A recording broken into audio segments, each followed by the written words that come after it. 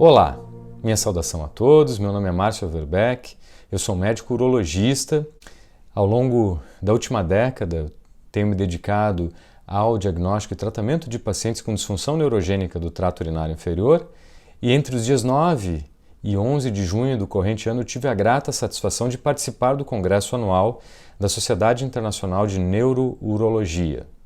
Esse congresso aconteceu em Innsbruck, a capital do Tirol, lá na Áustria. Neste vídeo eu vou trazer alguns destaques deste congresso que trouxe muitas atualizações sobre a ocorrência de infecções do trato urinário em pacientes que dependem de cateterismo vesical intermitente. Vamos iniciar com os abstracts apresentados durante esse congresso.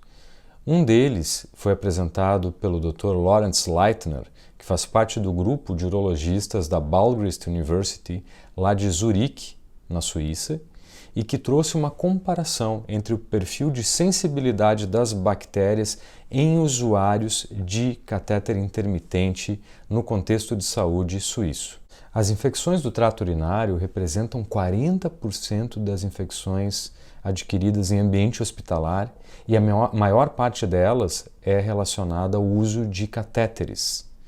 Então esse estudo é um estudo muito interessante que foi apresentado pelo grupo de Balgrist, que permitiu avaliar se há ou não uma associação entre a ocorrência de resistência bacteriana entre usuários de catéteres versus não usuários. Os autores avaliaram um banco de dados que tinha mais de 27 mil análises culturais de urina de um banco de dados da Suíça. Escherichia coli, Klebsiella pneumoniae, Pseudomonas aeruginosa e Proteus mirabilis representaram 70% e 85% de todas as análises em pacientes sem catéteres e com catéteres, respectivamente. Os autores conseguiram demonstrar que a taxa de resistência bacteriana aos antibióticos frequentemente prescritos de maneira empírica, em que incluíram a ciprofloxacina, norfloxacino e também a sulfametoxazol e trimetoprima, variaram entre 13% e 31%. As bactérias mais frequentemente encontradas em infecções em usuários de catéteres versus não usuários de catéteres foram muito similares, com exceção da ocorrência de infecção por Pseudomonas aeruginosa, que ocorreu mais frequentemente em usuários de catéteres. Os autores concluíram que o exame de urina nesse contexto é muito importante para guiar a escolha do antibiótico, uma vez que até 31% dos pacientes poderiam apresentar infecções resistentes aos antibióticos usados frequentemente de maneira empírica no contexto suíço. E esses dados são importantes também para a nossa realidade, uma vez que temos uma taxa crescente de resistência bacteriana nas infecções hospitalares associadas ao uso de catéteres aqui no Brasil. Um segundo abstract que recebeu uma grande atenção durante o Congresso da Sociedade Internacional de Neurologia também foi apresentado pelo grupo de Balgrist, lá da Suíça, por Neumauer e colaboradores. O título do abstract era "Uma maior suscetibilidade a infecções do trato urinário ocorre em pacientes usuários de catéteres de demora versus cateterismo intermitente? Mito ou realidade?" Entre fevereiro de 2020 e janeiro de 2021, estes autores avaliaram de maneira prospectiva todos os pacientes com disfunção neurogênica do trato urinário inferior que tiveram exames de urina realizados com intenção de antibiótico profilático, no caso de procedimentos transuretrais invasivos, ou por sintomas de infecções do trato urinário inferior. 218 pacientes que estavam realizando cateterismo vesical intermitente e 209 pacientes que receberam catéteres de demora foram incluídos nessa análise. Os autores conseguiram demonstrar que os pacientes que faziam cateterismo vesical intermitente eram mais jovens do que aqueles que usavam catéteres vesicais de demora, em média 52 versus 63 anos de idade. Também os pacientes que faziam cateterismo intermitente tinham um índice de comorbidades menor no score de Charleston na comparação com aqueles pacientes que tinham a necessidade de cateterismo de demora. Os micro-organismos mais frequentes nessa análise de pacientes que apresentavam infecção do trato urinário inferior foram Escherichia coli, Enterococcus e Klebsiella. O principal achado deste estudo foi que a taxa de resistência a antibióticos frequentemente utilizados para tratar infecções do trato urinário ou em estratégias de antibiótico profilaxia, incluindo fluoroquinolonas, nitrofurantoína e também amoxicilina com clavulanato, dependendo do protocolo específico daquele centro, no caso da Universidade de Balgris, não foi diferente entre pacientes que faziam cateterismo intermitente e cateterismo de demora. Vamos adiante.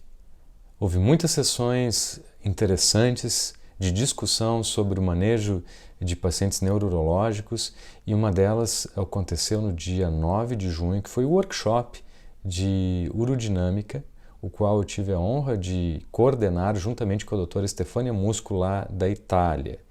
E nesse workshop nós conversamos um pouco sobre os diferentes sistemas de urodinâmica e os diferentes tipos de catéteres utilizados. E o Dr. Leitner apresentou os diferentes tipos de catéteres e sistemas de urodinâmica que incluem o Waterfield, que é o sistema que nós frequentemente utilizamos aqui no Brasil, é o sistema com a coluna de água, que é padronizado pela ICS, mas também trouxe alguns dados e insights relevantes sobre os sistemas Airfield, que é o sistema com ar, e o sistema Microtip, que é um sensor que existe na ponta do catéter. De acordo com o Dr. Leitner, o Airfield é o sistema frequentemente utilizado em centros europeus, uma vez que ele permite um setup, digamos assim, montar o sistema imediatamente antes do exame, de maneira um pouco mais rápida, o que teoricamente permite atender um número maior de pacientes num menor intervalo de tempo. Contudo, o principal ponto negativo relacionado tanto ao Airfield quanto ao Microtip é o custo relacionado a estas tecnologias. O Microtip, por exemplo, é o sistema recomendado com esses sensores presentes na ponta do catéter para a realização da urodinâmica ambulatorial.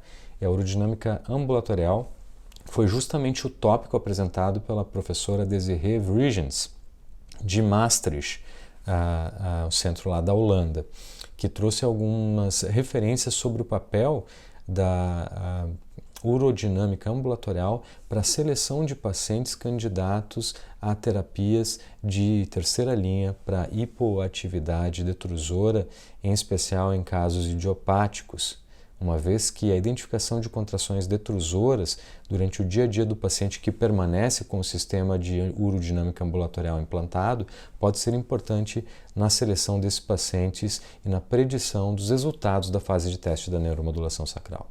No dia 11 de junho, ocorreu o workshop de enfermagem, que foi muito interessante e foi coordenado pela professora Lauridsen, que trabalhou ao longo dos últimos anos arduamente na confecção dos guidelines, das diretrizes sobre cateterismo intermitente para a Associação Europeia de Urologia. Esses guidelines recomendam que o cateterismo vesical intermitente, de preferência o cateterismo asséptico, seja recomendado preferencialmente para os pacientes com doenças neurológicas e com retenção urinária que necessitam de um método de esvaziamento vesical assistido, uma vez que o cateterismo intermitente proporciona um melhor perfil no segmento de longo prazo, com menor risco de infecções urinárias recorrentes em comparação com outros métodos de manejo da bexiga. Durante esse workshop se discutiram formas para evitar complicações em pacientes que dependem do cateterismo intermitente. E participaram também deste workshop o professor Helmut Madersbacher e também o professor Kadir Onem, da Turquia. O consenso durante o workshop foi que nós deveríamos sempre buscar estratégias que não visam o uso de antibióticos sempre que possível no manejo de pacientes com complicações como infecções urinárias recorrentes, tendo em vista o aumento da resistência bacteriana.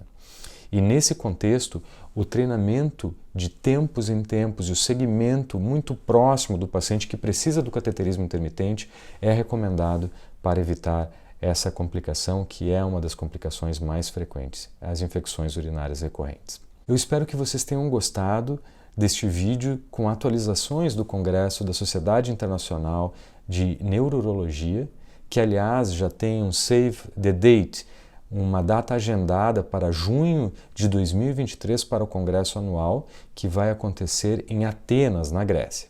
e até a próxima!